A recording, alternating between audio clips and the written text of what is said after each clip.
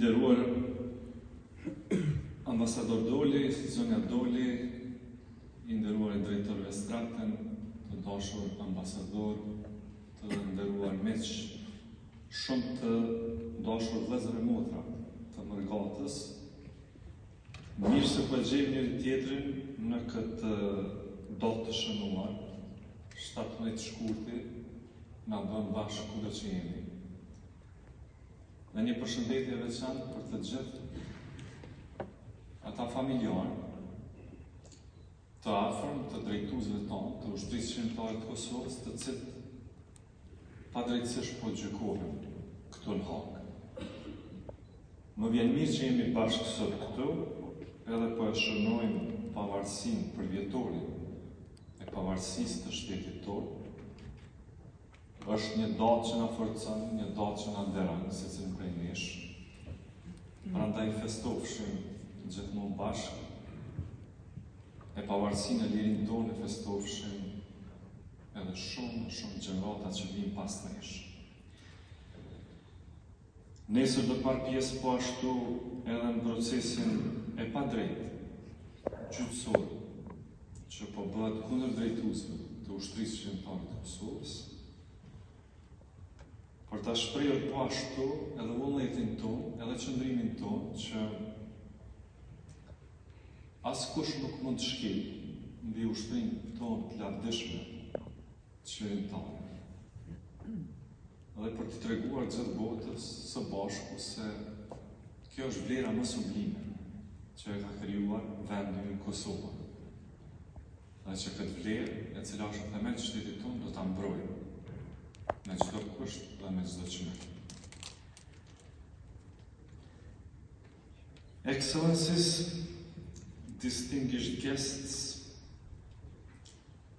Director Vestraten, shumë i dashuri dear Ambassador Doli, members of diaspora, ladies and gentlemen, it's my great pleasure to stand before so many friends and partners to celebrate the 18th anniversary of the independence of Republic of Kosovo.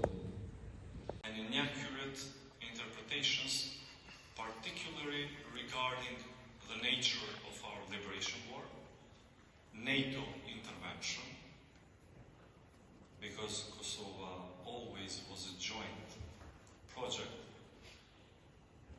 between domestic liberation population and international intervention, and our struggle for freedom. Yet your city's motto, which is peace and justice, gives me confidence that the truth cannot be suppressed or concealed. The truth will prevail.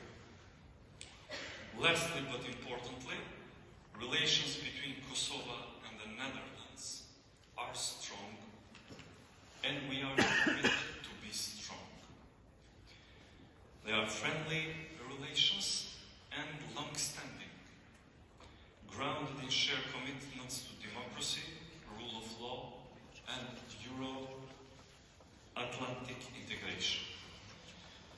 The Netherlands has been a loyal partner to Kosovo, and our relations are deepening year by year across many fields, including the economy, defense, education, and culture. Also thanks to our active diaspora, which represents Kosovo's best ambassador abroad.